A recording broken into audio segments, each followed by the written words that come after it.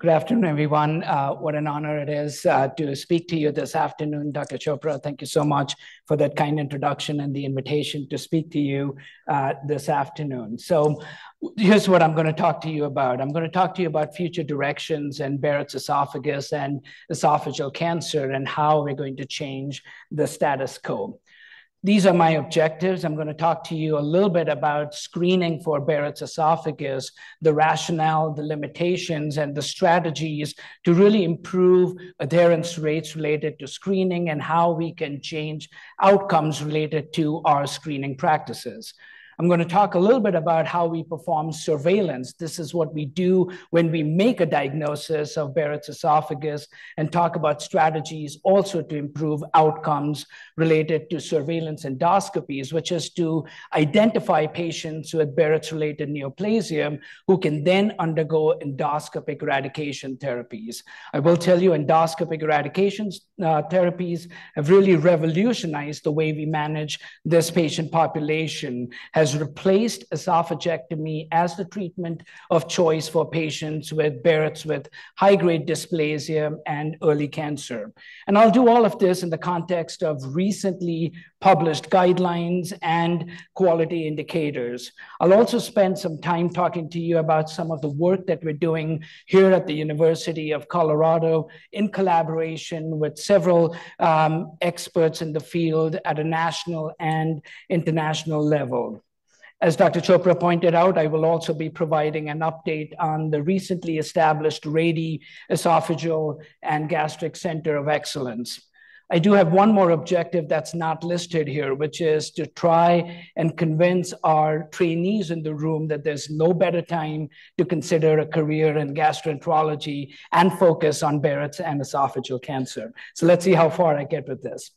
So these are the guidelines that I will be focusing on. These are guidelines that were published through the American College of Gastroenterology, and had the pleasure of working with these outstanding individuals. Let's talk a little bit about the basics here, the definition and epidemiology of Barrett's and esophageal cancer. Barrett's esophagus is a condition that's characterized by the replacement of the normal stratified squamous epithelium with columnar-lined esophagus. This appears as a pink or a salmon-colored mucosa on endoscopy. We make the diagnosis of Barrett's when we take biopsies and confirm the presence of intestinal metaplasia. So there are these two basic prerequisites: columnar-lined esophagus on endoscopy and intestinal metaplasia on histology to make a diagnosis of this condition. This is a remarkably common condition. It's estimated that about 5 to 6% of adults here in the United States actually have Barrett's esophagus. And the reason why we care about this condition is that it's the only identifiable premalignant condition for esophageal adenocarcinoma, a highly lethal cancer, a cancer that, despite all the advances that we've made in the field of screening and surveillance, continues to have a 5-year survival rate of less than 20%. These are some of the most recent epidemiologic data as it relates to esophageal adenocarcinoma. This has continued to be one of the most rapidly rising incidence cancers in the Western population. Compare the rate of increase of esophageal adenocarcinoma to all of these other common cancers that we encounter in our clinical practice. The incidence has increased by more than 700% over the past 3 to 4 decades. It's reassuring to see that some of these increases in the incidence rates may be plateauing, but we've still not made a dent on the proportion of patients that actually get diagnosed with regional or advanced disease. This is what we need to change. This is how we're going to really impact the morbidity and mortality associated with this cancer.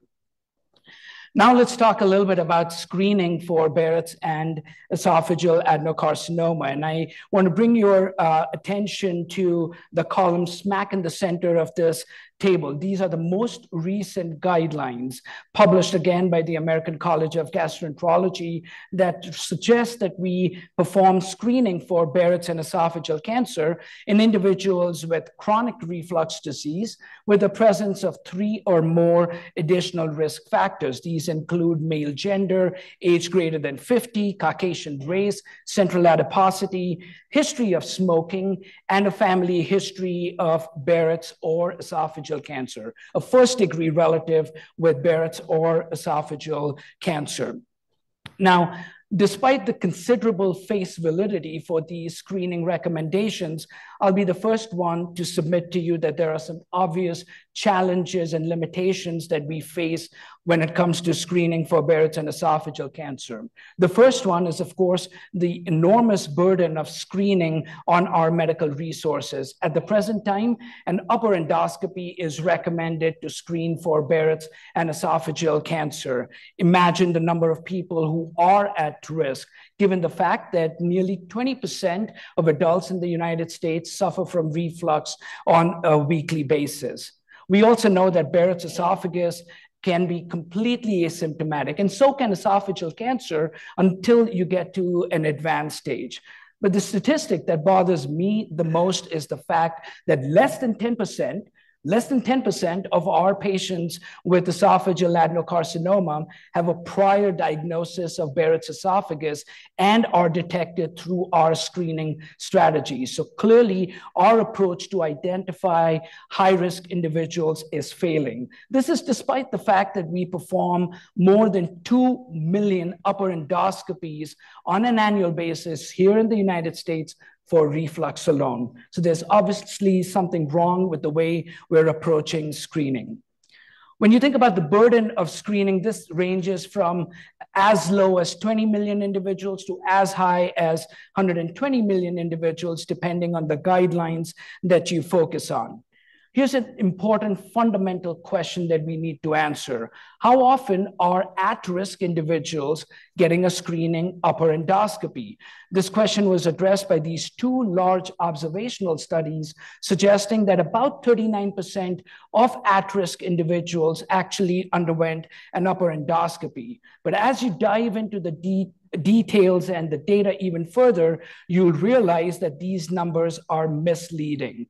Only 10% of at-risk individuals have actually undergone an upper endoscopy. All the other patients who had an upper endoscopy, they went through an upper endoscopy for other indications plus risk factors for Barrett's. And those indications were dysphagia, abdominal pain, suspected GI bleeding, among others.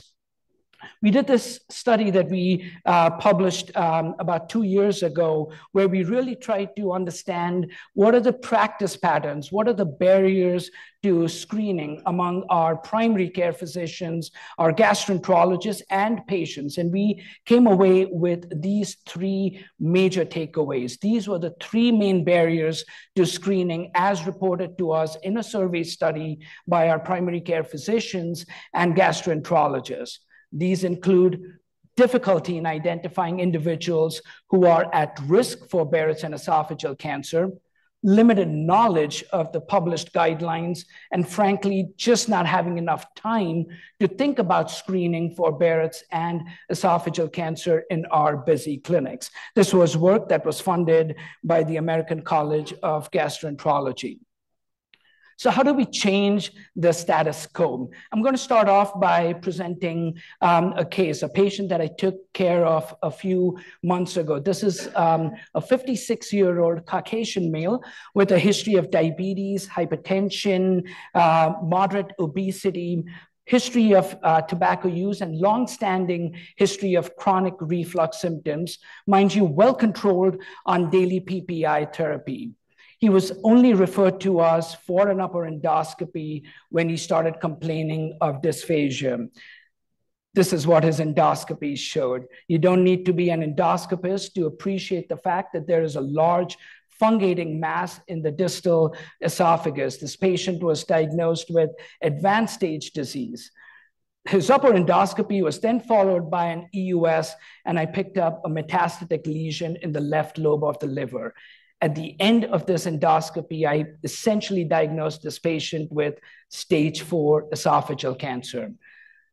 Colleagues, this is the paradigm that we've got to change if we are to have any impact on the epidemiology of this cancer. On the brighter side, I will tell you that we are in the midst of a major paradigm shift in the way we can actually screen patients for Barrett's and esophageal cancer and actually achieve our goal of population-based screening. This can essentially be performed using these swallowable, non-endoscopic cell collection devices, which either have a sponge at the bottom of the catheter or a balloon that allows us to collect cells from the lower esophagus. These devices, the cells collected, then go to a central lab and they get analyzed for biomarkers, which include trefoil factor 3 and methylated DNA markers. Only if these tests are positive should a patient then undergo an upper endoscopy to confirm the diagnosis of Barrett's esophagus. These are the operating characteristics of all these different devices that are still, some of them are under investigation. The sensitivity and specificity range from 80 to 95%. I will tell you that the operating characteristics improve with longer segments of Barrett's esophagus. This is an important publication looking at EsoCheck and EsoGuard, which is the balloon-based system that looks at methylated DNA markers. And this study demonstrated a sensitivity of 92% and a specificity that exceeded 90%. This test is actually available and being investigated at our institution. The only randomized controlled trial that we have in this space was published in The Lancet a few years ago, led by Rebecca Fitzgerald from Cambridge University, where she really tried to address the impact of Cytosponge, which is a device that looks at trefoil factor 3 and the impact on this approach to screening compared to our standard strategy. And what she showed us was that using this approach, you're going to diagnose more patients with Barrett's esophagus and a numerically higher number of patients with Barrett's-related neoplasia. With all this body of evidence, we've given these swallowable, non-endoscopic cell collection devices as a conditional recommendation for screening for Barrett's esophagus and esophageal adenocarcinoma, again, among patients with reflux disease and all the other risk factors that I highlighted previously. You can ask this question, how well are these devices tolerated? Almost everyone on our research team has swallowed one of these devices at some point, and I think our smiles say it all. I think these devices are well tolerated by our patients. I want to share another example of a patient that was referred to our practice. This is a 46-year-old male with no significant past medical history other than mild obesity, chronic reflux symptoms, well controlled on daily PPI therapy. His primary care physician decided to offer a swallowable cell collection device test, the EsoCheck and EsoGuard. That turned out to be positive for Barrett's. The patient then underwent a upper endoscopy by a community gastroenterologist who made the diagnosis of Barrett's esophagus with high-grade dysplasia and was referred to us for endoscopic eradication therapy. And I just wanted to show you what we encounter with these patients with Barrett's-related neoplasia. So the white-colored mucosa, that's the normal stratified squamous epithelium. The pinkish or the salmon-colored mucosa you see in the 3 o'clock position was Barrett's esophagus. As we examine the Barrett segment, we use a combination of high-definition white light endoscopy, virtual chromoendoscopy with narrowband imaging that really allows us to predict histology, guide our endoscopic eradication therapies. And right off the bat, you can appreciate that there's something that's not right with the lower esophagus. You can see a nodular appearing distal esophagus in the setting of Barrett's esophagus. You can see some extension of the lesion below the squamous epithelium. So clearly concerning. this needs to come out, especially with the diagnosis of high-grade dysplasia. So we proceeded, this was a procedure that I did last week. We proceeded with endoscopic eradication therapy using the first approach, which is endoscopic mucosal resection for any visible lesion that we encounter within the Barrett segment. We suck the lesion into a cap, deploy a band, and then use a 5 French hexagonal snare to resect any area of visible nodularity that we can identify. We proceed with resection of all visible lesions in a stepwise manner. We don't want to leave behind any area of nodularity at the end of our index procedure, and this is what it looked like. The entire area of nodularity was resected. The resection extended from the distal esophagus down to the gastroesophageal junction, and you can appreciate the fact that we actually extended the resection all the way into the gastric cardia, as appreciated during our retroflexion. This is what we hope to achieve for all our patients with the screening paradigm. The histology was consistent with intramucosal cancer. I think we've really impacted his overall life expectancy by the fact that his primary care physician thought it was important for him to get screened for Barrett's and esophageal cancer. Now, I want you to dream even bigger at this moment. Imagine if you had a home-based test to screen for Barrett's and esophageal cancer, similar to the concept of FIT testing for colorectal cancer. Imagine if you could swallow a capsule that has a string attached to it. A lot of work has already been done. Paul Menard-Katcher has done a lot of work with this test for eosinophilic esophagitis. But imagine if you could swallow the string. It stays in your esophagus for an hour. You pull it out, and then you send it out for further analysis. And we've shown that the string can actually collect biomarkers that are associated with esophageal adenocarcinoma. Our team is actively investigating the string test to screen for Barrett's and esophageal cancer. And Case can correct me if I'm wrong. I think we're 6 patients away from completing our pilot study to evaluate this technology for screening. So stay tuned. This could be a major shift in the way we screen for Barrett's and esophageal cancer. Again, a home-based test, and you can get, again, a binary result of positive or negative for Barrett's and esophageal cancer.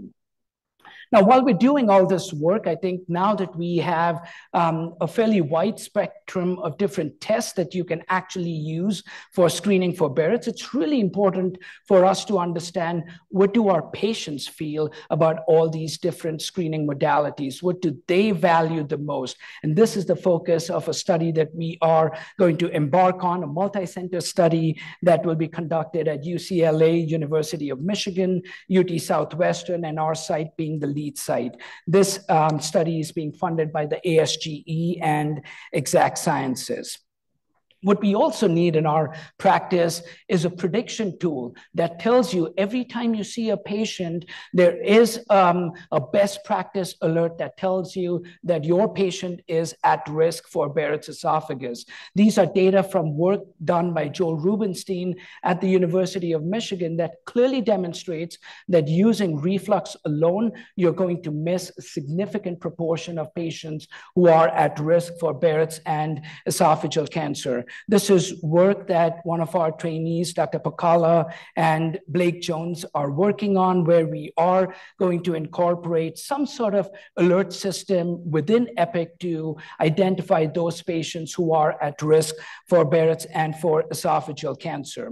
So these are my final comments, my philosophical comments on where we stand with screening for Barrett's esophagus. Hopefully I've convinced you that we're doing a poor job as it relates to screening for Barrett's. If our real goal is to change the epidemiology of esophageal cancer, reduce the burden associated with this cancer, unfortunately, wrong patients are being referred for an upper endoscopy.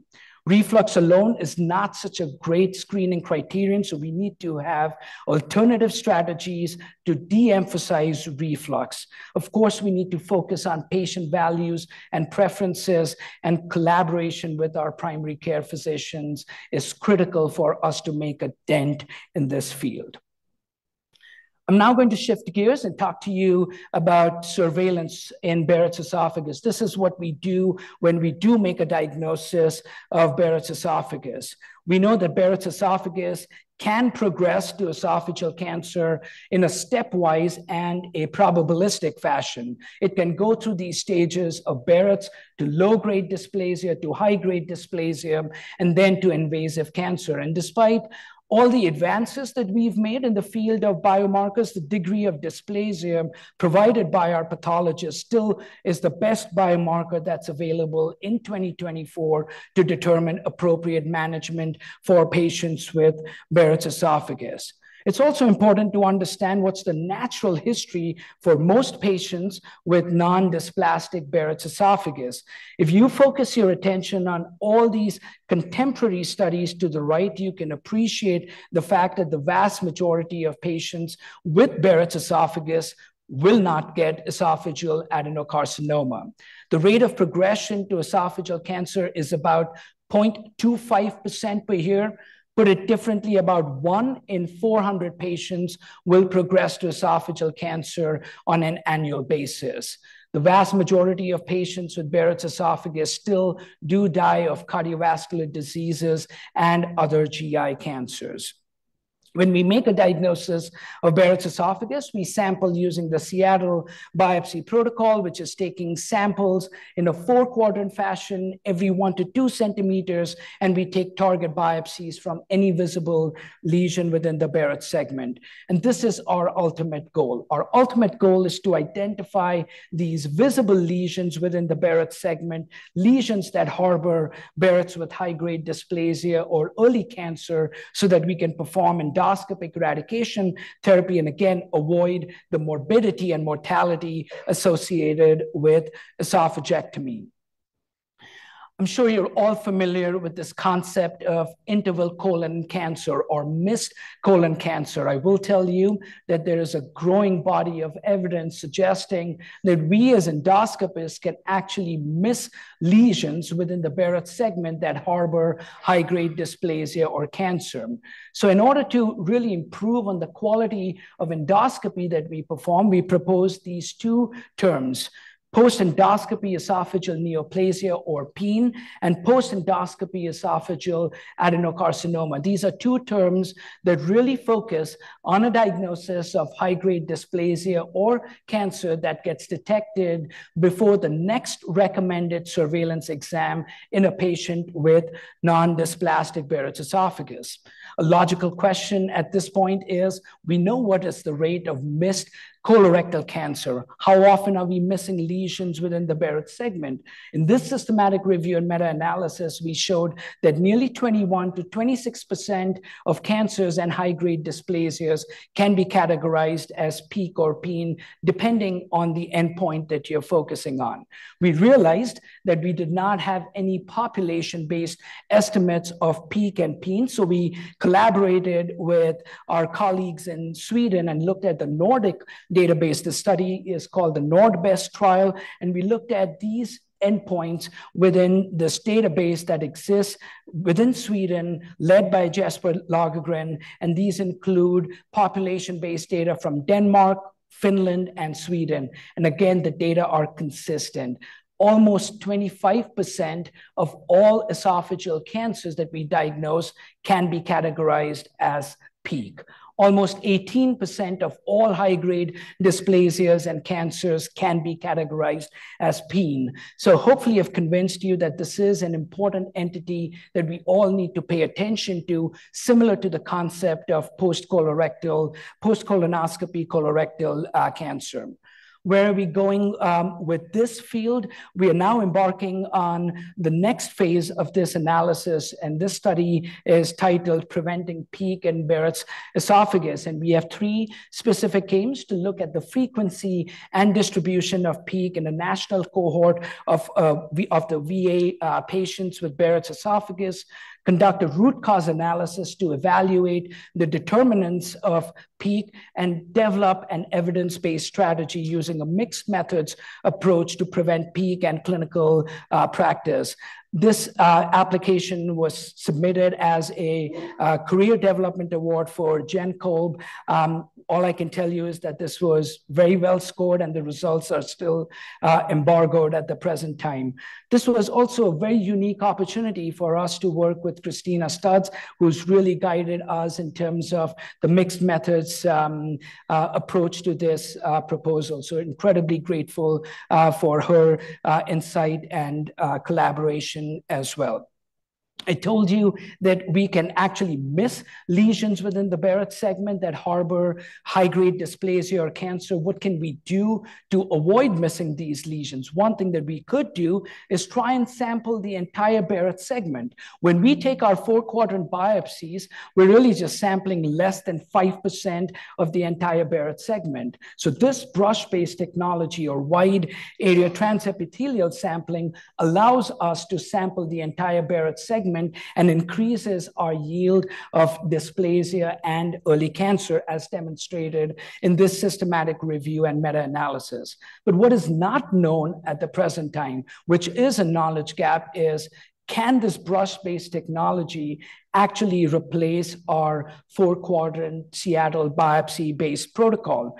This is the knowledge gap that we will be addressing in our ongoing multi-center trial, the SWOT-PE study, which will really compare this brush-based technology to our Seattle biopsy protocol. So the SWOT-PE study, in summary, really involves patients with non-dysplastic Barrett's esophagus who get randomized to getting biopsies using the Seattle biopsy protocol, or they get brushing using wide area transepithelial sampling. And our endpoint is really diagnostic yield of neoplasia. We're well underway in terms of patient enrollment. Our sample size is 2,000. We've randomized 400 patients in this randomized control trial.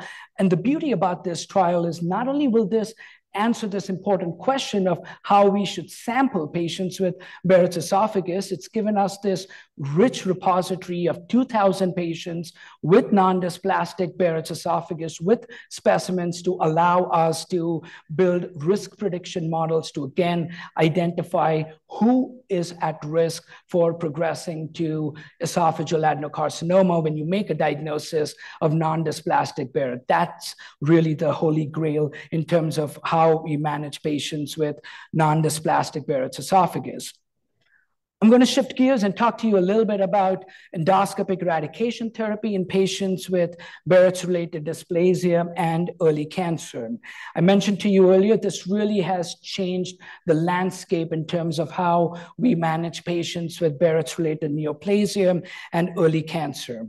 These therapies, which typically involve resection, like I showed you in a previous video, and radiofrequency ablation or cryotherapy of any flat Barrett's, is really the way we achieve our endpoint. The endpoint, or the finish line, for these patients with Barrett's-related neoplasia is complete eradication of intestinal metaplasia. These therapies are safe, effective, and has replaced esophagectomies. This has now been endorsed by all our GI societies. And when I think about endoscopic eradication therapy, I think of 3 goals that we all need to achieve. Our immediate goal, which I talked to you about, is achieving complete eradication of intestinal metaplasia. Our intermediate goal is to ensure that these patients are enrolled in surveillance programs so that we can detect recurrence of Barrett's and Barrett's-related neoplasia. And of course, our ultimate goal, our long-term goal, is reduction in esophageal cancer mortality. That's the endpoint that we all care about the most. When you think about candidates for endoscopic eradication therapy, this is a cartoon that really highlights who should be considered for endoscopic eradication therapy. Imagine if you have a lesion that breaches the muscularis mucosa and extends into the submucosa. These are patients who are not ideal candidates for endoscopic eradication therapy, given the high risk of lymph node metastases. On the other hand, if you have lesions at the level of the muscularis mucosa or above, these are patients who have a low risk of lymph node metastases and are ideal candidates to undergo endoscopic eradication therapies. These are just some few important principles that we all need to be aware of. These are the things that we practice day in and day out. We confirm the diagnosis of dysplasia or cancer by an expert pathology review, given the significant inter-observer variability that we see even among expert pathologists. Our guidelines recommend against surgery for the diagnosis of high-grade dysplasia or mucosal cancer, and our guidelines recommend against surveillance for patients with high-grade dysplasia.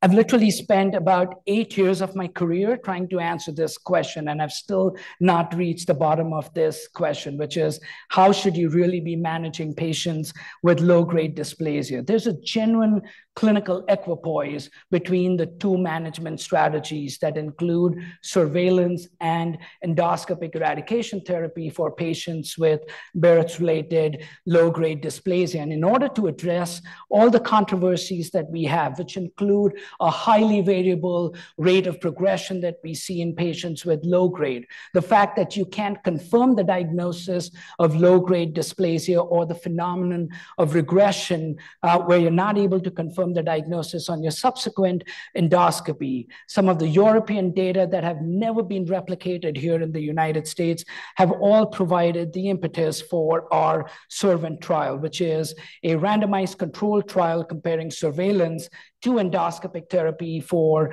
low-grade dysplasia. Incredibly grateful to the NIDDK for funding this randomized control trial. And the study really involves patients with a confirmed diagnosis of low-grade dysplasia, where patients get randomized either to endoscopic eradication therapy or surveillance. Patients who actually decline randomization can actually be enrolled in our observational cohort. We still collect samples from them, have them complete questionnaires so that they can serve as a validation cohort for our randomized control trial. One of the unique aspects about this randomized control trial is that we are collecting specimens which include saliva, blood, brushings, and biopsies so that we can validate our contemporary biomarkers that exist in the field. And our primary endpoint is to compare neoplastic progression, a composite endpoint of high-grade dysplasia and cancer. Another unique aspect about this randomized control trial is the fact that we will not only be looking at these contemporary biomarkers listed on the header slide, but also look at patient-centered outcomes. This was really important for NIDDK when we actually proposed this trial about 6 years ago. This is a fantastic opportunity for all of us interested in Barrett's esophagus and esophageal adenocarcinoma. I will tell you, this is the first time that the NIDDK has actually funded a trial using the UO1 mechanism for Barrett's and esophageal cancer. So the stakes are really high. We cannot fail with this randomized controlled trial. It's really galvanized the entire Barrett's and esophageal cancer community. These are all the site investigators with the research team in Bethesda with our NIDDK colleagues. And this has really led to several downstream positive effects, which I will talk to you. So until we get the results of the SERVANT trial, and I'm sorry you're going to have to wait for at least another 5 years until we get these results, it's recommended that you take a patient-centered approach for management of this patient population. Recognize that both surveillance and endoscopic eradication therapy are acceptable treatment strategies for this patient population. So these are some of the advantages of having an enterprise like the Servant trial.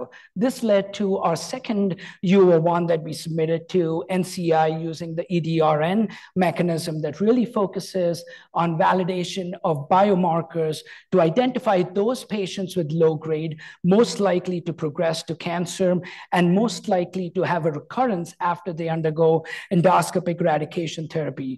On a very personal level, it's given me the opportunity to work with some absolute giants in the field. I've said this before, I won't be surprised some of these, if one of them on the screen, excluding the one all the way to the right, actually gets nominated for a Nobel Prize at some point. I also want to tell you the biomarker that we're focusing on is Barrett's associated aneuploidy or bad gas. You can only trust a gastroenterologist to come up with a biomarker called bad gas. What we also need at the present time is a personalized approach to how we manage patients with Barrett's esophagus after they achieve their endpoint of complete eradication of intestinal metaplasia. We have a cookie cutter approach to bringing them back every year to identify if the patient has a recurrence of Barrett's or Barrett's related neoplasia. But imagine if you had a prediction tool, a tool similar to the MELD scoring system, where you can actually plug in numbers that tells you if your patient is at risk for having a recurrence. This is the focus of our ongoing study that we looked at 5 prospective US registries, and we used machine learning to build a prediction model. And this prediction model has fairly good accuracy in identifying patients who are at risk. And I just want to show you what this tool looks like. You plug in numbers, the age of the patient, the original length of the Barrett segment, whether the patient had any visible lesion, what sort of treatment did you use? Does the patient have any family history of Barrett's and esophageal cancer? And after you put these numbers in, it tells you what your patient's risk of having a recurrence is. Not only that, it actually gives you a heat map to tell you when is your patient most likely to have a recurrence. So you can tailor their endoscopic surveillance intervals based on when they're most likely to have a recurrence of Barrett's or Barrett's-related neoplasia. I'm going to spend the last few minutes just giving you an update on our KDO and Paul M. Rady Esophageal and Gastric Center of Excellence. Many of you may be aware of the fact that we inaugurated this center last summer. So in 2023, immensely grateful to Katie and Paul Rady for their support, their generosity, and philanthropy. And this was just the most basic vision that we came up with for our center, to really establish the center as the top esophageal and gastric center in the country. We've got 4 pillars as it relates to our esophageal and gastric center. We care equally about each one of them, which focuses on our clinical mission, our research mission. We're laser focused on our education and screening strategies, and something that we've not done adequately in this field, which is really looking at patient advocacy and survivorship. Dr. Chopra was kind enough to share this website during his State of the Department address. This is the website that we've created. I urge you to take a look at this website. It provides a lot of useful information, not just for our patients, but also for our physicians. We will be having all the ongoing trials listed on this website, and I hope you can be a member of the Esophageal and Gastric Center.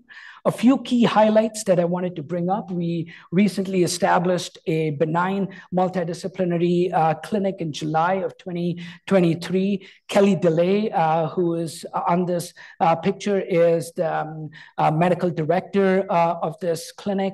I also want to give a huge shout out to Megan Marsh, who is the director of our multidisciplinary clinics, both for benign and precancerous and cancerous conditions. She truly does all the work, and we take the credit for it. I also want to talk to you about the research interest group that we've established through this center. And our vision is really to improve collaboration across our campus, get all the people in the same room who have any interest in esophageal and gastric conditions. We meet on a monthly basis. This is by no means an exclusive group. I urge you to be a part of this group. We discuss grant applications, ongoing studies. We brainstorm on how we can improve on our bio repository. I will also tell you, stay tuned for a few announcements. We will be announcing 3 grant RFAs for individuals who are interested in esophageal and gastric disorders. And our goal is 2 years from now also to put out a career development award for junior faculty members. Super excited to tell you guys that Dr. Ferrer Torres will be joining our division thanks to the work that we did collectively. Thanks to Jennifer Christie for supporting this recruit, to Dr. Chopra, and of course to the Cancer Center and our Esophageal and Gastric Center. We really hope that she propels our ongoing translational research in esophageal cancer to another level. We're also laser focused in really working on patient advocacy. We've now become a member of the Esophageal Cancer Action Network. This is an image when Chris, Rich, myself, we talked about the importance of patient advocacy during an American Cancer Society meeting. And we have a lot of research ideas that we will be focusing on in these next few months as well.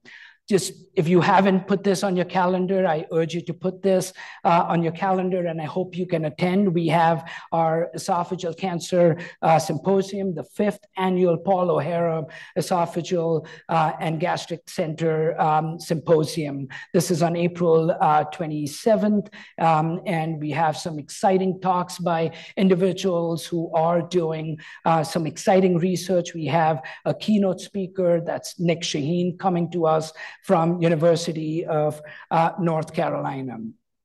I want to end by just acknowledging a few individuals. These 3 individuals have played a pivotal role for our esophageal center: Dr. Vineet Chopra, Dr. Rich Schulich, and Dr. Madeline Kane.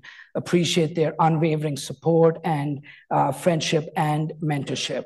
These are all the individuals that I harass on a monthly basis, sometimes even on a weekly basis, to get their feedback on what we can do next to really take our center to achieve the vision, which again is to be the best esophageal center in the country.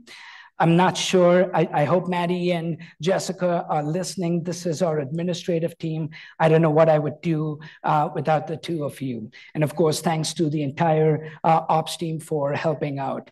And the research team that's right here, they keep our research mission alive day in and day out, recruiting patients sometimes even after hours. So I really appreciate everything that you guys do. And finally, of course, our collaborators for the Servant trial, the SWOT-BE trial, and of course, my family. Thank you so much.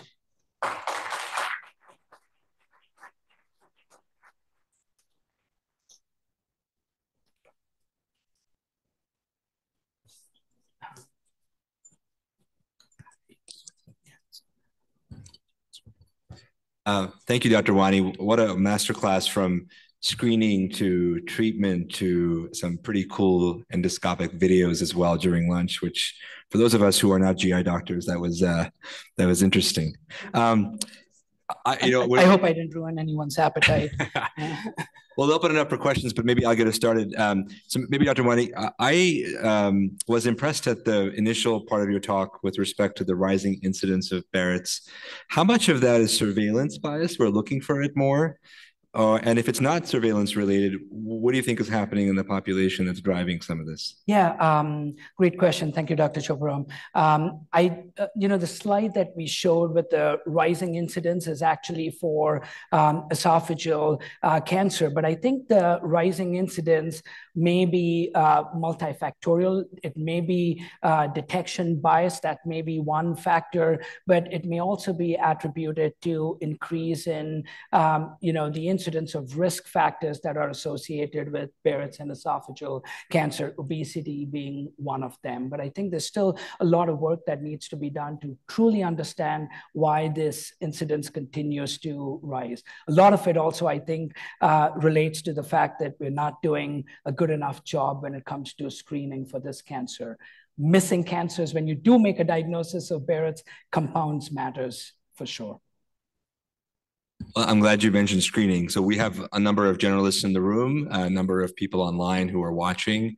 What would you like them to know about screening for Barrett's and or referring patients to you and the center? And what can we expect? I'm certain there's better ways to do this electronically, using some of our electronic data systems to flag patients to make the screening process easier. But tell us what you think. Yeah, no, thanks for bringing up such an important point. As I mentioned in my presentation, the only way we can actually make a dent in the epidemiology of this cancer is really working in a collaborative fashion. And we as gastroenterologists are really seeing the tip of the iceberg, patients who get referred to us when they have reflux symptoms that are not adequately controlled. We rarely get a patient who is referred to our clinic for screening purposes for Barrett's or esophageal cancer. And the way we can start is by really thinking about the risk factors for that patient sitting across the table that you're seeing in clinic. Does that patient have risk factors for Barrett's and esophageal cancer? And does that patient merit a screening exam, which may be either with an upper endoscopy or using any of these swallowable non-endoscopic cell collection devices? What we hope to do with Kusuma's project that we are embarking on is allow you to, when you log in to see if your patient is at risk, you will get an alert to say your patients have these risk factors and your patient's risk for Barrett's or esophageal cancer is X%. And based on that risk score, whether that patient should undergo an upper endoscopy or get screening using any of these non-endoscopic strategies. As Dr. Chopra pointed out, our goal is to actually reach out to our primary care physicians and start talking about these best practice alerts, and at the same time see how we can get these cell collection devices in the hands of our primary care physicians, physician extenders. These devices can really be administered using during our clinic practice rather than doing an endoscopy on all these patients. Perfect, thank you. We'll open it up for questions. I see one over here from Dr. Christie. Dr. Chopra. Thank you, Dr. Wani. Excellent presentation as usual. He does this like in national meetings too. He just gets up and bam, bam, bam. So it's great to see it. And we're fortunate to have you here locally and doing this work.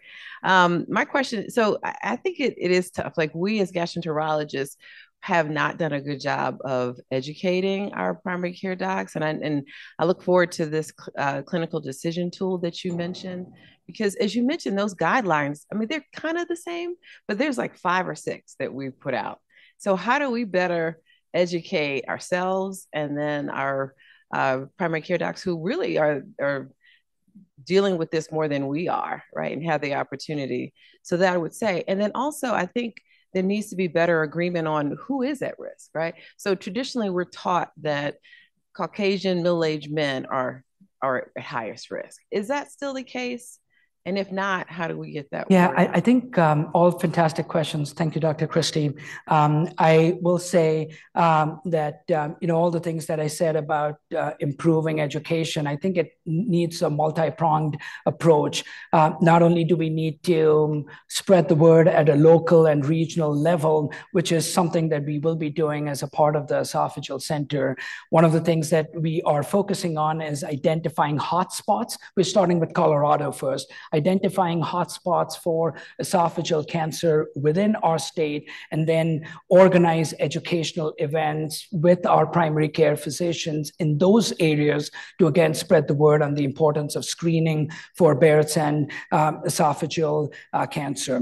I think there's so many things that are stacked up against us, right, when it comes to screening for Barrett's and esophageal cancer. And I really feel that you, as the president of one of our major societies, we can make a move in terms of at least having unified guidelines.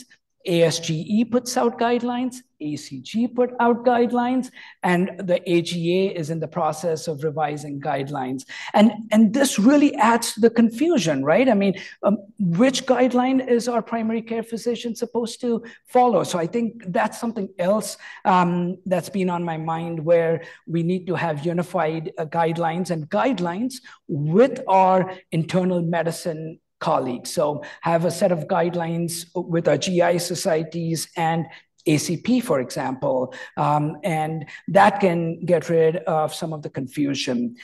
I think the risk factors that you brought up, I think are important, but just a piece of the puzzle, right? We need to look at all the risk factors that we've talked about, and just stereotyping and saying that only Caucasian males are at risk for Barrett's, I don't think holds true anymore. My research team can attest to this. We've had a diverse set of patients who have been diagnosed with Barrett's and esophageal cancer, women who have been diagnosed with advanced stage esophageal cancer, women who've undergone endoscopic eradication therapy. So just to think of this as a disease of white males is wrong, and it's flawed, and we've got to move away from that paradigm. Such a phenomenal talk, as always. One of the things you brought up was the fact that we're only screening a tiny, tiny segment of the at-risk population, which I knew about. But one of the other humbling things you mentioned was even we're missing cancers or neoplasia in 25% of people that are getting scopes at times. And I think as an endoscopist, my question to you is what should we be doing differently as endoscopists so that we're not missing subtle lesions, and balancing this risk of biopsying the irregular Z line and getting goblet cells and putting somebody at risk who doesn't need to be, or putting somebody in surveillance who doesn't need to be, versus not biopsying that and missing things? Yeah, fantastic question, Dr. Fenimore. You did say you were going to ask some tough questions at the end. So yeah, I think what you bring up is such an important aspect of what we do as endoscopists. Just to clarify what Dr. Fenimore was talking about with this term irregular Z line, I showed you images and endoscopy of what that junction between the columnar lined esophagus and squamous epithelium looks like. Very often endoscopists biopsy a normal appearing squamocolumnar junction, or what looks like an irregular Z line where you have excursion of the columnar lined esophagus that's less than a centimeter. You biopsy that, you're going to find intestinal metaplasia in about 30 to 40% of patients. These patients don't have Barrett's esophagus. What you've essentially sampled is the gastric cardia that has intestinal metaplasia that has minimal risk of progression to cancer. So that's the important point that Dr. Fenimore was making. Don't biopsy a normal or an irregular Z line. In terms of how we can do better and not miss lesions within the Barrett segment, I think the same principles for colonoscopy also apply for upper endoscopy. Take the time to inspect the Barrett segment. Use a distal attachment cap, especially if your patient has any prior history of Barrett's-related dysplasia. Use a combination of high-definition white light endoscopy and virtual chromoendoscopy. Use standardized classification systems. And only when you've done all of these steps should you ask for a biopsy forceps to take biopsies. Because I think we tend to rush into taking biopsies when we see columnar-lined esophagus. And once you've started taking biopsies, I mean, the field is bloody and you can't identify any subtle lesions that may harbor dysplasia. In terms of what we are doing, I think just identifying the problem, coming up with these terms of peak and peen has really raised awareness. The fact that there's a good chance that we will be embarking on that peak project using the VA database is testament to the fact that our societies recognize that this is an important problem, just like we did years ago when we recognized the importance of interval colon cancer. I will tell you that we've also built, I didn't get the time to talk about it. It's called Core BE, which is an educational tool that we've built primarily for our trainees to watch and learn on how they can detect subtle lesions within the Barrett segment during their training program. Before they graduate, they need to be comfortable doing an examination with high definition white light and virtual chromoendoscopy. Thank you for the great talk. I had a question from online. So as bariatric surgeries or some bariatric surgeries can increase GERD, could you comment on the incidence of Barrett's esophagus in patients with bariatric surgery? Fantastic question. And I will tell you that we don't know. We do have some observational data suggesting that when patients undergo sleeve gastrectomy or gastric bypass surgery, they may be at a higher risk for Barrett's esophagus, but we still need better data. It's not a part of any of our GI guidelines that suggest that these patients need to be screened at a higher rate or need to come back at a higher rate in terms of surveillance. Sachin, thank you for a great talk and catching up with all the things which are happening in the Barrett's world. My question was from the primary care side, which you kind of alluded to earlier when you said what were the barriers to get patients to a screening procedure. We are putting more and more on the primary care physician's plate, so there is not enough time to think about every screening. So colonoscopy and some other cancer guidelines have been adopted really well in the primary care practice. What do you think are the barriers to adopt esophageal cancer screening?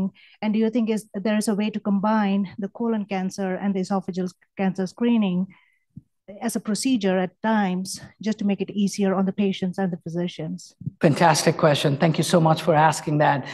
You're spot on. I think for one, we recognize the existing burden on our primary care physicians to think about so many different cancers that they need to screen for, and we've got to make it easier for them, whether it's with these best practice alerts and where all they really need to do is just say, okay, this patient is at risk. This patient also needs a colonoscopy. So you can actually combine both the upper endoscopy and colonoscopy. There are some cost effectiveness data suggesting that you can actually do a one-time screening for Barrett's and esophageal cancer when these patients come for their screening colonoscopy. So I think that's one approach, and we need to do something about this approach to using these cell collection devices, where all you really need to do is say, yes, this patient merits screening, and then the patient is then asked to follow up with another group of individuals who really focus on screening for Barrett's and for esophageal cancer. I think there's so much to unpack. The field is evolving so rapidly, but we've got to think of a system that works both for GIs and for primary care physicians. But thank you. That was a fantastic question. Sachin, great talk. I thought this was where Blair's question was going to go, but as an IBD-ologist, we also suffer from a dysplasia detection deficiency in the colon.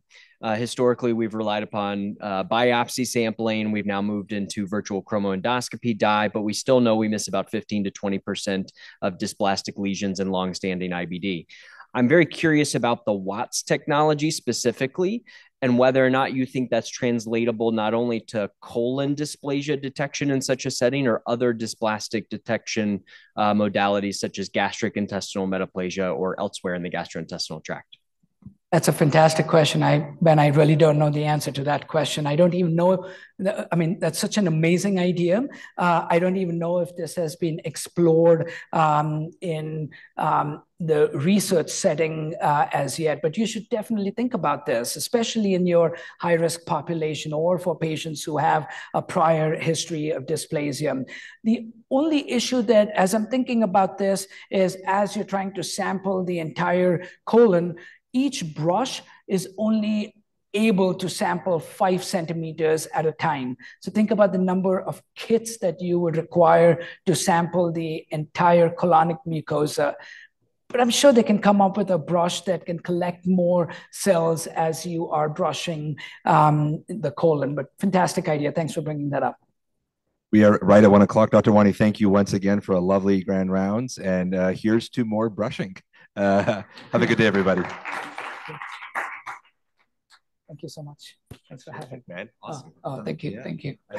Yeah.